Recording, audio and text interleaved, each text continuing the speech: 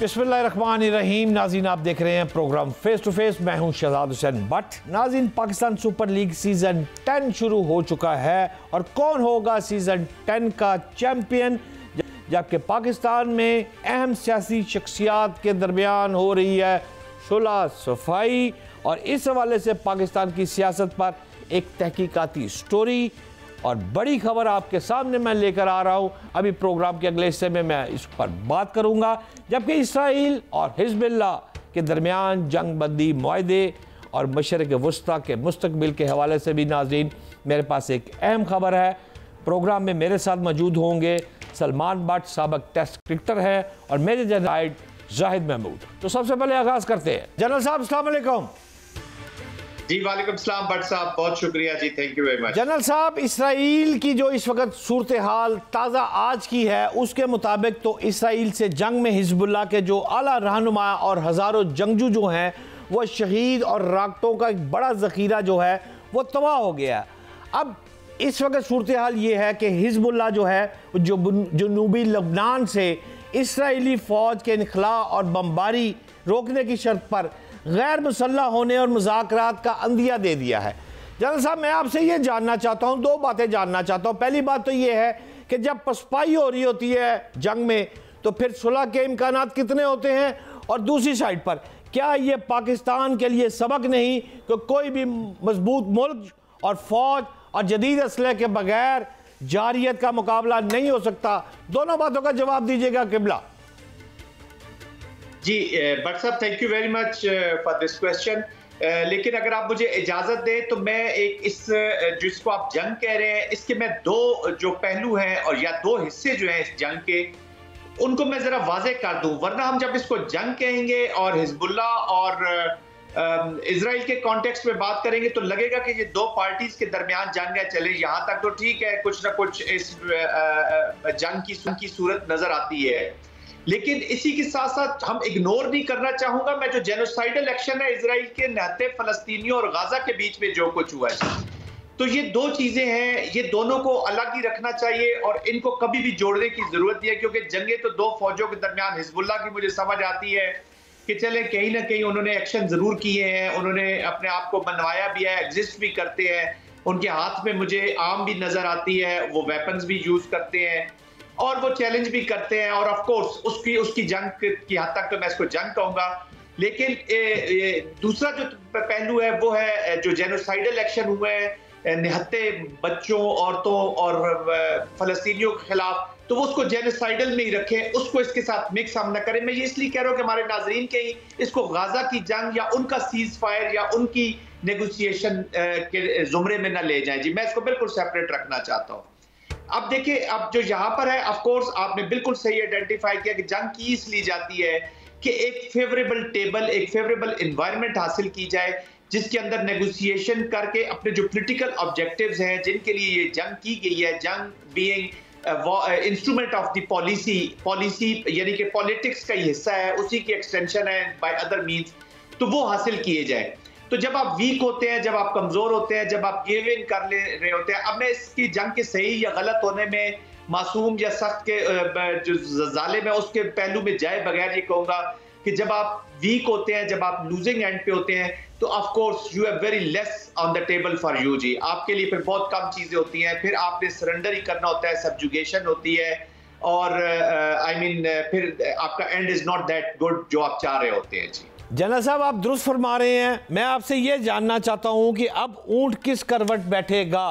Iran और America के दरमियान मुज़ाकरात होंगे या जंग होगी, और इसके गजा पर क्या असरात पड़ेंगे? जी देखिए, इस वक्त जो ईरान की सिचुएशन है, ये जितने भी वॉर हो रही है मिडिल ईस्ट के बीच में, और साथ अभी नॉर्थ अपना अफ्रीका भी उसके साथ मिल गया है जिधर हुती टारगेट्स को टेक ऑन किया जा रहा है। प्राइमरीली अभी ये वाशिंगटन और यूनाइटेड स्टेट्स की कंटेस्टेशन है जिसमें इजराइल एक बड़ा अहम रोल अदा कर रहा है, एज अ प्रॉक्सी भी कह लें और एज अ लीड कैरेक्टर कह लें इन द वॉर, जो वाशिंगटन के प्लस इजराइल के अपने और चंद वेस्टर्न कंट्रीज के या वेस्ट के जो अज़ाइम है उनको मुकम्मल करने के लिए ये जंग की जा रही है। जी, तो इसका कॉम्प्लेक्स सा नेटवर्किंग है आपस में हर एक्शन का, चाहे वो फलस्तीन के अंदर हो, चाहे लेबनान के अंदर हो, चाहे सीरिया के अंदर हो, चाहे यमन के अंदर हो जी। तो इनका नेक्सेस और डायरेक्ट इनडायरेक्ट इम्पैक्ट जो है वो ईरान के ऊपर है। मैं तो अभी इसको डायरेक्ट इम्पैक्ट ही कहूंगा, क्योंकि जो हुती टारगेट्स भी वो ले रहे हैं उसको भी वो यही कह रहे हैं कि ये ईरानियन इंटरेस्ट हैं जी। और जो लेबनान के बीच में भी टारगेट्स ले रहे हैं उनको भी ईरानियन इंटरेस्ट ले रहे हैं। जो गाजा को रिड्यूस किया गया वो भी हिजबुल्ला और हमास का लेबनान में इधर हमास को सामने रखकर टारगेटली मासूमों को किया गया, मासूम लोगों को किया गया। और जियोपॉलिटिकल एक नया सिनारियो, एक नई पॉलिटिक्स और नया एक जियोपॉलिटिक्स वहां पे इंट्रोड्यूस की गई, जिसमें हम रवेरिया की बातें कर रहे हैं, जिसमें हम नई बस्तियों की बातें कर रहे हैं, नई आबादकारियों की बातें कर रहे हैं। तो पूरा सिनारियो चेंज होगा। बट अल्टीमेट टारगेट है ईरान। अब ईरान के साथ अगर ये जंग में जाते हैं और ईरान को खुदा ना खास्ता ये नेगोशिएशंस कामयाब नहीं होती, तो फिर एक नए सिनारियो में हम चले जाएंगे। इससे अगला सिनारियो है भट्ट साहब, और उसमें को ये पूरी न सिर्फ रीजन को अपनी लपेट में लेगा, पूरी दुनिया को लपेट में लेगा। उसकी वजह यह है कि ईरान के नेबरहुड में इंडिया है जो कि एक न्यूक्लियर पावर है, ईरान के नेबरहुड में एक रशिया है जो कि न्यूक्लियर पावर है, ईरान के नेबरहुड में एक चाइना है जो न्यूक्लियर पावर है, एक पाकिस्तान है जो न्यूक्लियर पावर है। तो दे वुड नेवर लाइक, ये अपना एक नया सेट बनेगा जी। यहाँ पे ऑलरेडी रशिया और ईरान की कोऑर्डिनेशन अपने 20 इयर्स का स्ट्रेटेजिक पार्टनरशिप की बातचीत हो रही है और हो गई है। तो लेस डिफेंस, तो इसका मतलब है कि ये कैरेक्टर्स भी, ये प्लेयर्स भी, दे विल नेवर लेट। अभी ऑलरेडी आप देख रहे हैं अफगानिस्तान में जो बगराम एयरपोर्ट है या जो फैसिलिटी है वहां पे अमेरिकन आ गए हैं। तो ये चाइना के लिए भी एक खतरे की घंटी है, ईरान के लिए तो है ही है, लेकिन चाइना भी। तो आई थिंक ये प्लेयर्स भी फिर अपना एक नए रोल के साथ सामने आएंगे जी। It is not that easy. जंग तो ट्रंप शुरू करेगा, खुदा न खास्ता जब जंग में जाते हो, इसलिए बेहतर यही है कि कोई नेगोशिएशंस के जरिए अमन आना चाहिए। एक आखिरी जुमला मैं ये कह दूंगा भट्ट साहब के, देखे एंटी वॉर ट्रंप की तो हमने बहुत सदाएं और बहुत आवाजें और बहुत गीत संगीत सुन लिए जी। We are interested in pro peace Trump, कि पीस भी दुनिया में ट्रंप ला रहा है या सिर्फ वॉर खत्म करके क्यास और कंफ्यूजन। वॉर तो अफगानिस्तान में भी खत्म हो गई है, क्या वहां पे अमन है? वॉर तो इराक में खत्म हो गई है, क्या वहां पर अमन है? वॉर तो यूक्रेन और रशिया में भी कल शायद खत्म हो जाएगी, लेकिन क्या वहां पे टोटल पीस मौजूद होगा या नहीं होगा? दिस टाइम विल डिसाइड जी। दुरुस्त फरमा रहे हैं मेजर साहब। मैं आपसे ये जानना चाहता हूं कि आजकल पाकिस्तान के JF-17 ब्लॉक 3 की दुनिया भर में जनरल साहब धूम मची हुई है। आप इराक, अजरबैजान, उज़्बेकिस्तान, ये मतवक्का खरीदार जो है वो सामने आ रहे हैं। अर्जेंटाइन और ब्राज़ील की बात करें तो पसंद वो भी बहुत पसंद कर रहे हैं इस चीज़ को। मैं ये आपसे जानना चाहता हूँ JF-17 इसमें आखिर इसकी क्या खूबी है कि पूरी दुनिया इसको बहुत पजीराई हासिल क्यों हो रही है जनरल साहब? देखिए, JF-17 is one of the top जो हमारे अवेलेबल है हमारे पास, पाकिस्तान के पास। और अल्हम्दुलिल्लाह हमने इसकी मैनिफेस्टेशन भी देख ली है। इसने जब SU-30 आपने देख लिया होगा, और प्लस इन्होंने जो गिराया था इंडिया का, तो प्रैक्टिकल फील्ड में भी लोगों ने देख लिया है कि this aircraft has the capability. देखिए, इसमें सबसे बड़ी बात यह है कि पाकिस्तान में इंटरेस्टेड इसलिए है कि इनको अश्योर्ड किस्म की सप्लाईज होंगी जी। जब भी अभी आपको याद होगा जब हमने F-16 ली है अमेरिका से, तो उस वक्त से ऐसे लगता था कि जैसे उन्होंने हमारे ऊपर कोई बहुत बड़ा एहसान किया है या मुफ्त दे रहे हैं या जैसे भीख में फेंके गए हैं। और सारी थ्रू आउट हम एक टेंशन में रहे जी। आज तक हम उसको लगता था कि जैसे कोई भीख में हमें मिले। फिर आपको याद होगा एक और हमें कंसाइनमेंट मिलनी थी जो हमें कभी भी नहीं दी गई, और उसके बदले हमें यहाँ तक ऑफर की गई थी कि आप गंदम ले लें हम मुझसे उसके बदले। कहने का मेरे मकसद ये है कि अश्योर्ड सप्लाई, रिलायबल पार्टनरशिप। और पाकिस्तान के देखिए अपने कोई अज़ाइम नहीं है जी दुनिया में। ये मैं वो चीजें बात कर रहा हूँ जो मशीन के अलावा इम्पैक्ट करती हैं किसी भी डिफेंस डील के अंदर जी। तो और पाकिस्तान को ने पता है कि Pakistan has the capacity capability, क्योंकि इससे मैनिफेस्ट किए हुए रिसेंट पास्ट में हम अराउंड 77-80 ईयर से हम इंडिया को एसिमेट्रिक उसको जवाब दे रहे हैं, होने के बावजूद, एसिमेट्री होने के बावजूद हम उसको मैनेज कर रहे हैं। तो ये हमारे ये जो ज़राए जंग ही है ना जी, और हमारी जो डिटर्मिनेशन है, हमारी जो कैपेसिटी है, हमारी जो कैपेबिलिटी है, और सबसे बढ़कर ये कि एज अ नेशन हमारी जो विल है। इंडिया को भी पता है कि ये इंडिया के ऊपर कंप्रोमाइज, इंडिया वाले पे कभी कंप्रोमाइज नहीं करेंगे हम इंशाल्लाह। पाकिस्तान तो किसी भी बड़ी से बड़ी ताकत पे कंप्रोमाइज नहीं करेगा अपनी सॉवरेनिटी को, अपनी आजादी को। तो ये वो चीजें हैं जो पाकिस्तान को एक डिटरमिन्ड नेशन बनाती है। अच्छा, जब इस तरह की नेशंस ये डिफेंस प्रोडक्ट्स अपने लेके आती हैं जिनमें रेजिलियंस होती है, जिनमें विल होती है, तो जो दूसरे मुल्क होते हैं वो उनके साथ ज्यादा बिजनेस करने को ईज ऑफ डूइंग बिजनेस भी है, प्लस डिफेंस की अश्योर्ड सप्लाई भी है। और सबसे बड़ी बात यह है कि JF-17 इन इटसेल्फ जितनी इसकी कैपेबिलिटीज कैपेसिटीज है वो उनके जो मिलिट्री पॉलिटिकल ऑब्जेक्टिव्स है उनको वो मीट करती है, और चीपर सॉल्यूशंस भी हैं, अश्योर्ड सॉल्यूशंस भी हैं। That's why they are more interested in JF-17। और मैनिफेस्टेशन जैसे मैंने आपको बताया कि कश्मीर के पहाड़ गवाह हैं कि JF-17 क्या चीज है। जनरल साहब, पाकिस्तान के पास अपने तैयार करदा ब्राक और शेपर्ड जैसे जदीद ड्रोन्स मौजूद है, आपके पास टर्की के भी हैं, चाइना के भी हैं। मैं आपसे ये जानना चाहता हूँ, कोयटा ट्रेन पर हमले के बाद काउंटर टेररिज्म ऑपरेशन में ड्रोन टेक्नोलॉजी का इस्तेमाल ज़्यादा मैंने महसूस किया, ज़्यादा नज़र आया मुझे। ये हिकमत अमली जो है आपकी ज़्यादा मौसर रही, शहादतें कम हो रही हैं, ये क्या है? इस पर भी थोड़ी रहनुमाई फरमाए मेरी। ड्रोन टेक्नोलॉजी कि देखिए, ये बेसिकली प्राइमरीली तो यही है कि प्रिसीजन स्ट्राइक्स होनी चाहिए और इफेक्टिव स्ट्राइक्स होनी चाहिए। देखें, बलूचिस्तान की जो सरजमीन है वो जरा थोड़ी सी गुरिल्ला वार के लिए बड़ी आइडियल है जी, जो टेररिस्ट को भी बड़ा सूट करती है कि कम नंबर में वो, और पता है आपको लार्ज फोर्सेस वहाँ के पाकिस्तान की डिप्लॉयड हैं। जब फोर्सेस ज्यादा डिप्लॉयड होती हैं तो उनकी मूवमेंट्स भी उतनी लार्ज स्केल पे होती है जी, जो वल्नरेबल ज्यादा करती हैं। और ये मॉडर्न टेक्निक्स हैं जी। देखिए, जब पाकिस्तान ने डिसाइड किया अपने आप को कि हार्ड स्टेट उन्होंने बनना है और इफेक्टिव जो और प्रिसीजन के साथ इन्होंने स्ट्राइक्स करनी है, तो उस कॉन्टेक्स्ट में इसकी एप्लीकेशन हुई है। हमने अभी अजरबैजान की वॉर में देखा है कि ड्रोन्स ने और इवन टैंक्स के खिलाफ भी ड्रोन्स ने बड़ा इफेक्टिवनेस, तो ये रैकी के लिए भी इस्तेमाल कर रहे हैं, इंफॉर्मेशन गेनिंग के लिए इस्तेमाल कर रहे हैं, और उससे स्ट्राइक भी कर रहे हैं, जिसमें बहुत अश्योर्ड किस्म की स्ट्राइक्स हुई है और बहुत कामयाबी हुई है। तो पाकिस्तान देखें, we are into a war, ये हमें बट साहब देखने की जरूरत है। We are already in a war.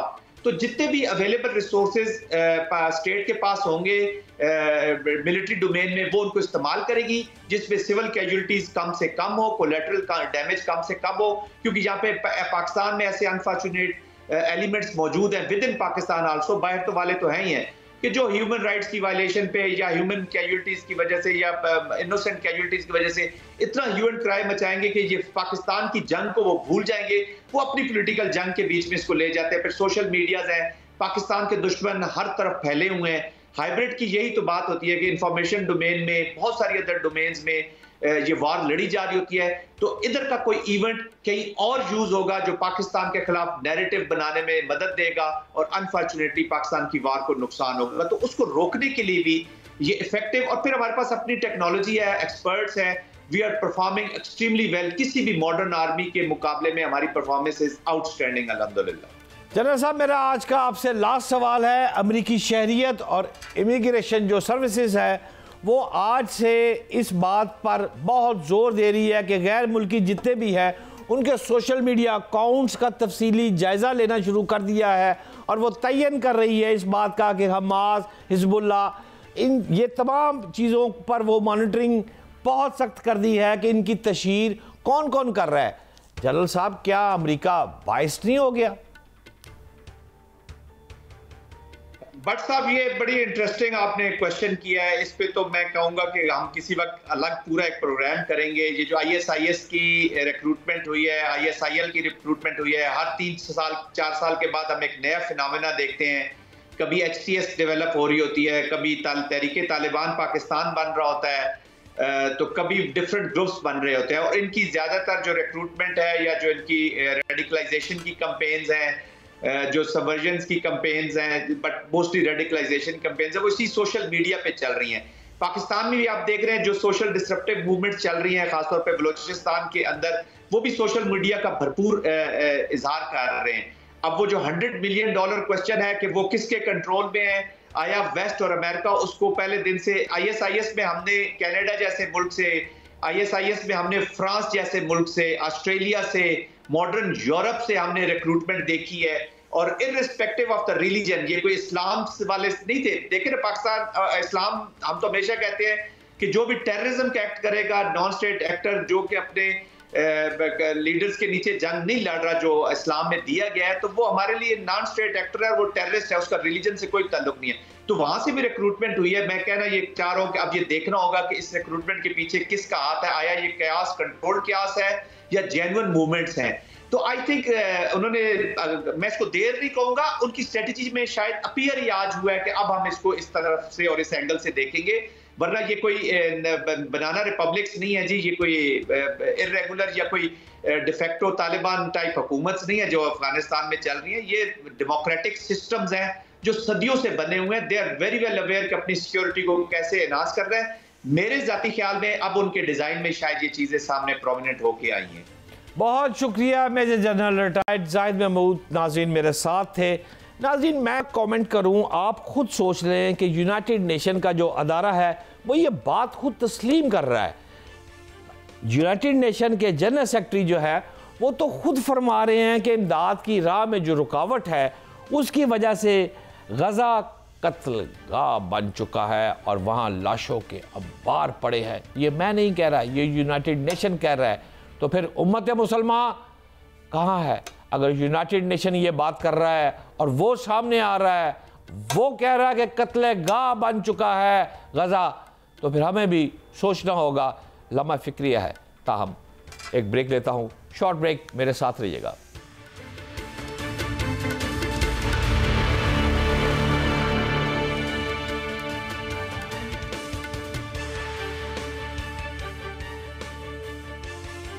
Welcome back. नाज़रीन इस वक्त मेरे साथ साबिक टेस्ट क्रिकेटर कप्तान सलमान बट साहब, जिनकी भारत में बहुत धूमें हैं और पाकिस्तान का ये वाहिद बैट्समैन है जिसने मार मार कर भारतीयों को दुम्बा बनाए रखा अपने दौर में। आजकल कमेंट्री कर रहे हैं PSL के मैचेस में। तो सबसे पहले अस्सलाम वालेकुम बट साहब। वालेकुम अस्सलाम, बहुत शुक्रिया बड़े बट साहब। बट साहब इस वक्त PSL सामने आ गया है और सीजन 10 की इफ्तिताई तकरीब है। कौन होगा पाकिस्तान सुपर लीग का चैंपियन? फातिहा टीम को कितनी रकम मिलने वाली है? PSL पर कुछ रोशनी डालें, फिर मैं अगले अपने असल सवाल पर आता हूं। जी बहुत शुक्रिया शहजाद भाई। PSL देखें बिलाशुबा पाकिस्तान का एक मार्की इवेंट है, क्योंकि दुनिया में अब लीग क्रिकेट जो है वो बड़ी तेज़ी से उभरती आ रही है और बढ़ती जा रही है। तो ऐसे में पाकिस्तान का जो शाहकार है उसका नाम PSL है। उसके 10 साल मुकम्मल हो रहे हैं और बड़ी बात है कि 10 साल में PSL ने जिस तरह शुरू हुई, मुश्किलात के दौर में पाकिस्तान से बाहर शुरू हुई, फिर पाकिस्तान में आई। इसमें बहुत सारे प्लेयर्स को, पाकिस्तानियों को, इंटरनेशनल्स को बहुत बड़ा प्लेटफॉर्म मिला। वहाँ से बहुत सारे प्लेयर इंटरनेशनल सीन के ऊपर गए और यहाँ पर कभी आज तक किसी को पेमेंट का इशू नहीं हुआ। बहुत सारी लीग्स में ऐसे मामला होते हैं कि प्लेयर खेल जाते हैं, पैसे नहीं मिलते, बाद में केसेस चलते हैं, टीमें कहती हैं मैच नहीं खेलेंगे, पहले पैसे दो। तो अल्लाह का शुक्र है कि पाकिस्तान की PSL की तारीख में कभी ऐसा नहीं हुआ।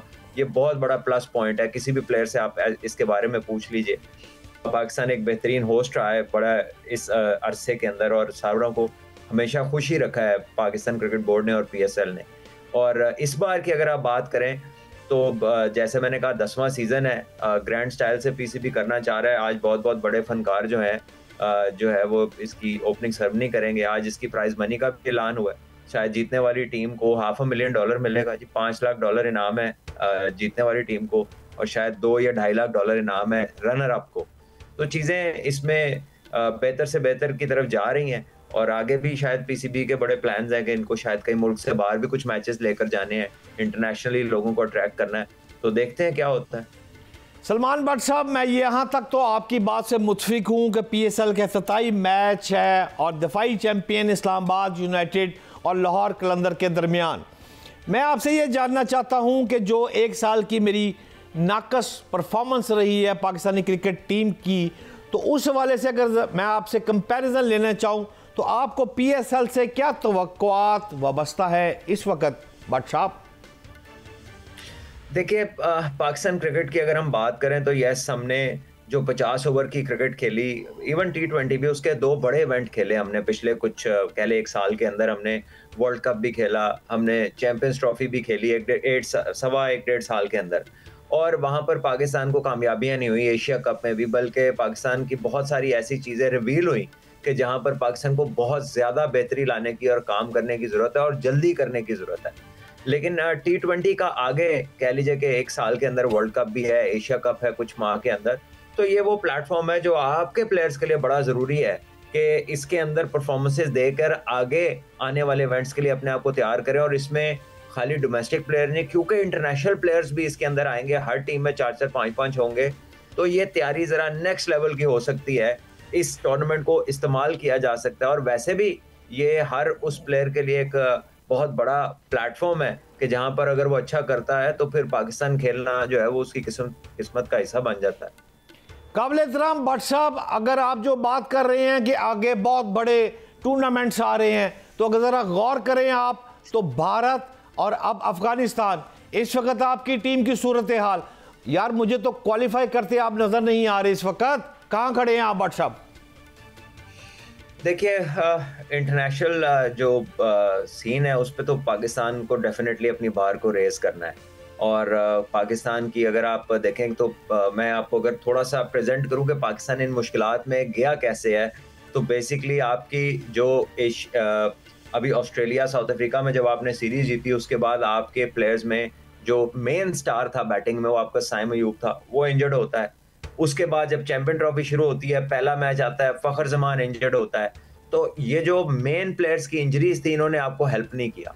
शाहीन अफरीदी एक अरसा दराज तक बहुत शानदार उनकी परफॉर्मेंसेस थी, विकेट टेकिंग रेशो उनकी बड़ी ज़बरदस्त थी, लेकिन जब वो इंजर्ड होते हैं और इंजरी के बाद वापस आते हैं तो वो पहले जैसी परफॉर्मेंस नहीं कर पाते।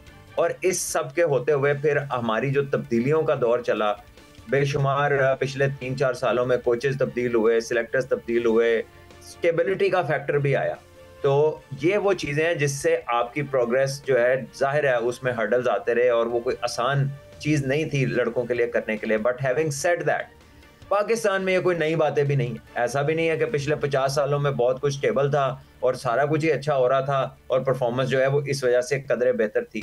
तो आई थिंक स्किल लेवल्स पे काम होना ज़रूरी है, आपकी गेम अवेयरनेस पे काम होना ज़रूरी है, ग्रास रूट्स को एड्रेस करना ज़रूरी है, और वो जब तक नहीं होगा लॉन्ग टर्म मसाइल का हल नहीं मिलेगा हमें। भट्ट साहब, जो आप फरमा रहे हैं मैं उसको तस्लीम करता हूं, लेकिन मुझे ये बताएं कि रवा साल के दौरान कोई ऐसा मुल्क है बड़ा जो क्रिकेट का नाम जिसका हो, वहां आपकी टीम ने जाना है? ये है इंतजामिया इस मुल्क की? देखिए, पाकिस्तान ने चैंपियंस ट्रॉफी से पहले बड़ा पैक स्केड्यूल था। आप ऑस्ट्रेलिया में वनडे क्रिकेट खेले, आपने साउथ अफ्रीका में वनडे भी खेली, T20 भी खेली, ऑस्ट्रेलिया में भी T20 खेली, और आगे जो हमारा प्राइम फोकस लग रहा है FTP को देखते हुए, तो वो यही कहता है कि आप ज़्यादा T20 क्रिकेट खेलना चाह रहे हैं। लेकिन अगेन हैवी बैट्स जो है उसकी दस्तयाबी इतनी आसान नहीं है और उस पर पाकिस्तान को काम करना है। अभी पाकिस्तान ने 5 T20 की सीरीज न्यूजीलैंड में खेली जहाँ पे पाकिस्तान 4-1 से हारा। तो कह लीजिए कि जितनी खेली है उसमें भी कोई बहुत कामयाबी नहीं हुई, और जो आगे है उसमें कोई बहुत बड़े ओपोनेंट्स नज़र भी नहीं आ रहे, और अगर कोई आ भी जाता है तो यूजुअली वो अपनी फुल स्ट्रेंथ पे नहीं खेल रहे। तो जब तक पाकिस्तान जीतना नहीं शुरू करेगा और इस तरह से नहीं जीतेगा कि लोगों को ये ज़रूरत महसूस हो कि भाई इनके खिलाफ अब पूरा ही खेलना पड़ेगा, अपने सारे प्लेयर्स को ही खिलाना पड़ेगा, तो ये चीज़ें जो हैं ये अपनी जगह रहेंगी। सो आई थिंक पाकिस्तान को अपना जो है ना बाहर को बढ़ाना है, हमारे प्लेयर्स को खुद से भी सोचना है कि यार हमारे भी नाम है, हम भी यही प्लेयर्स थे जो 3 साल 2.5 साल पहले वर्ल्ड कप का फाइनल खेले ऑस्ट्रेलिया के अंदर, फिर वर्ल्ड कप का सेमीफाइनल खेले दुबई के अंदर। तो अब आखिर ऐसा क्या हो गया कि आज आप यहाँ बैठ के मेरे से सवाल पूछ रहे हैं कि आपको क्वालिफाई करना मुश्किल हो जाएगा? काबिल एहतराम भट्ट साहब, PSL के 10वें एडिशन के आगाज से कबल ही PCB ने इंडियन प्रीमियर लीग से टकराव के सबब मैचेस के औकात कार तब्दील कर दिए। क्यों पाकिस्तानियों को बार बार आप इस तरह करते हैं? देखिए भट्ट साहब, बात यह है कि चैंपियंस ट्रॉफी की वजह से पाकिस्तान की विंडो ये बनी जो कि IPL के पैरेलल है। अब IPL एक आप तो सिर्फ मैच के वक्त की बात कर रहे हैं, जब IPL होती है इंटरनेशनल कैलेंडर बंद हो जाता है, यानी कोई मुल्क आपस में कोई बायलैटरल सीरीज नहीं खेलते। इंग्लैंड ऑस्ट्रेलिया नहीं खेलते, ऑस्ट्रेलिया साउथ अफ्रीका नहीं खेलते, साउथ अफ्रीका इंग्लैंड नहीं खेलते, इंग्लैंड न्यूजीलैंड नहीं खेलते। सब अपनी जो इंटरनेशनल कैलेंडर है वो बंद हो जाता है तकरीबन, ठीक है। तो जब इंटरनेशनल क्रिकेट रुक जाती है IPL के लिए, तो PSL का मैच जो है उसका वक्त घंटा आगे पीछे होना तो कोई बड़ी बात ही नहीं है। तो ये तो अब इंटरनेशनल क्रिकेट काउंसिल को सोचना है ना कि किस तरह इसको मतलब विंडोज क्रिएट करनी है लीग्स के लिए, इंटरनेशनल क्रिकेट को उस वक्त पे कम कर देना है, क्योंकि हर चीज जो है वो फाइनेंशियल एस्पेक्ट से जुड़ी है और फाइनेंशियल एस्पेक्ट अब एक ऐसी रियलिटी बन गया है कि वो उसकी जद में जितनी मर्जी सही ठीक चीज आ जाए, लेकिन वो सबकत लेके जाता है, वो फाइनेंशियल एस्पेक्ट ही लेके जाता है। काबिल एहतराम भट्ट साहब इस वक्त पाकिस्तानी तो ये कहने पर सामने आ गए हैं और वाज़ेह तौर पर कह रहे हैं, आप डॉक्टर नुमान को देखिए, सलमान भट्ट की अभी आपने गुफ्तगू भी सुनी है। सबसे जो मेरी बात हुई है, पाकिस्तानी क्रिकेट टीम तो हॉकी की तरह बनती जा रही है, एग्री हैं आप? तो देखे बात यह है कि पड़ी पड़ी तो नहीं बन रही, इसको कौन बना रहा है, इतने अरसे से बना रहा है, और इसके ऊपर जो ज्यादा बातें करने वाले हैं उन्होंने क्रिकेट के लिए खुद से किया क्या है, किस लेवल पे जाके उन्होंने को पाकिस्तान के बच्चों के साथ काम किया है, पाकिस्तान के उभरते हुए टैलेंट को उन्होंने निखारने की कोशिश की है, कौन सी ऐसी प्रेजेंटेशन बना के कोई ऐसा अमली नमूना उन्होंने पेश किया कि वो पाकिस्तान क्रिकेट के लिए कुछ कर रहे हैं, सिवाय इसके कि जब वो खुद खेलते थे तो जो खेलते थे वो खेलते थे, उसके बाद से अभी तक सिर्फ बातें की हैं, किसी की मदद नहीं की, कोई ऐसी जगह नहीं बनाई जहां पे प्लेयर डेवलपमेंट का काम हो रहा हो, कहीं ग्रास रूट्स पे जाकर कोई डिटेल में काम नहीं किया। हर बंदा जो काम करना चाहता है वो सिर्फ और सिर्फ पाकिस्तान टीम का या हेड कोच लगना चाहता है या सिलेक्टर या कोई इस तरह की चीज बनना चाहता है कि जहां पर जाए तो जनाब काम भी हो, ठाठ बाट भी हो और मौजे भी हो। किस बंदे ने पाकिस्तान में ग्रास रूट्स में जाकर जो है फाउंडेशन। मैं तस्लीम कर लेता हूं आपकी बात को भट्ट साहब, लेकिन आखिरी जाते हुए एक बात जरूर बता दें, किसी ने कुछ नहीं किया, मैं एग्री हूं आपकी बात से, लेकिन अगर आपकी गुफ्तगू को चेयरमैन PCB इस वक्त सुन रहे हैं और वो आपसे कहें कि पाकिस्तान की क्रिकेट ऊपर लेके आए, क्या तजवीज़ देंगे? ग्रास रूट्स में सबसे ज्यादा तवज्जो दें, अपना डोमेस्टिक का सीक्वेंस ठीक करें, आपको 2 से 3 साल में बेहतरी नजर आ जाएगी। और अगर किसी ने कोई मॉडल देखना है तो हमारे पास GIC में आकर देख ले, वहां पे मॉडल बना हुआ और ऐसा कोई मॉडल पाकिस्तान में नहीं है। बहुत शुक्रिया, इंतहाई काबिल एहतराम भाई सलमान भट्ट साहब मेरे साथ मौजूद थे। नाज़रीन, PSL 10 जो है एडिशन वो स्टार्ट हो चुका है और टीम मालकान जो हैं वो बहुत आजकल नाराज़ हैं कि PSL में जान डालनी है, हाइप क्रिएट करनी है, PSL को ऊपर लेके जाना है। तो मैं ये ज़रूर पूछना चाहता हूँ इन मालकान से कि मुझे ये बताएं कि आप रकम खर्च करने के मामलात में तो कंजूसी का मुजाहरा करते हैं, जब आपने बाय करने होते हैं खिलाड़ी उस वक़्त आप पैसे खर्च नहीं करते। इंडियन प्रीमियर लीग के साथ आप मुकाबला करने जा रहे हैं और आप वो प्लेयर जो इंडियन प्रीमियर लीग उठा के ले जाती है उसके लिए रकम खर्च नहीं करते और PSL को हाइप क्रिएट करना चाहते हैं। How it possible? लेकिन नाज़रीन, एक शॉर्ट ब्रेक, मेरे साथ रहिएगा।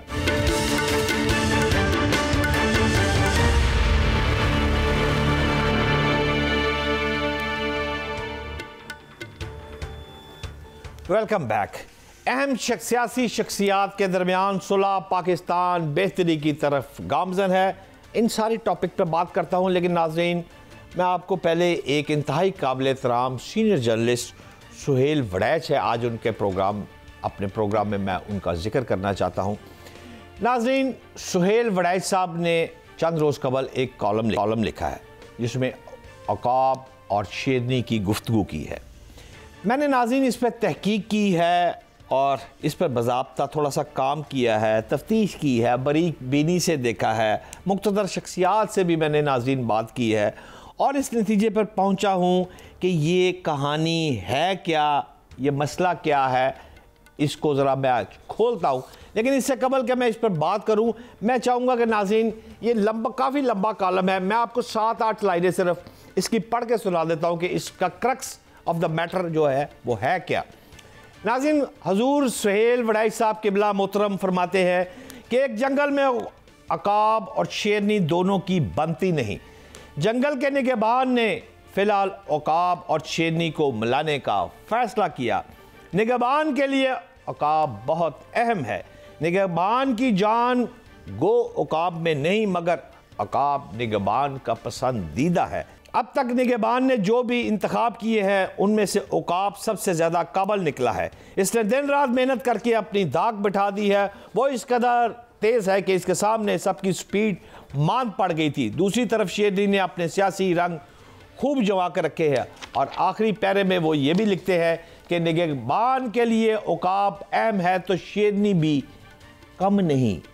वो दोनों को साथ चलाना चाहता है कि इंसाफी यासियों का सियासी मक्कू ठप सके, मगर ये दोनों इकट्ठे चलने की बात को तरह दे जाते थे। अब क्या हुआ है, निगहबान ने बराह रास्त मुदाखलत करके ये टंटा ही नाजरीन मुका दिया है। जंगल का कारोबार अब चल पड़ेगा। आखिरी 2 लाइनों में सोहेल वड़ाई साहब किबला मोहतरम लिख रहे हैं, देखना यह होगा कि इस अहम सियासी पेशरफ्त के जंगल पर क्या असरात पड़ेंगे। निगहबान तो लाजमन खुश होगा कि इसके 2 अहम असासे शेर शक्कर हो गए हैं। सुलह पसंद शहबाज इसमें कोई किरदार अदा करेगा या नहीं, पर्दा उठने की मुंतजर है निगाह। यहां तक तो नाज़रीन ये है कॉलम।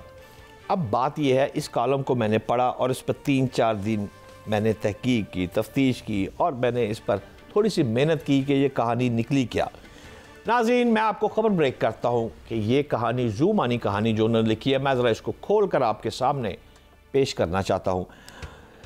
नाज़रीन, ये कहानी कुछ इस तरह है कि पंजाब की वज़ीर आला काबिल एहतराम मरियम नवाज़ साहिबा एक उड़ान कर रही थी और सोहेल वड़ाई साहब ने उनको शेरनी से तशबीह दी है और वज़ीर दाखिला मोहसिन नकवी साहब को औकाब से तशबीह दी है।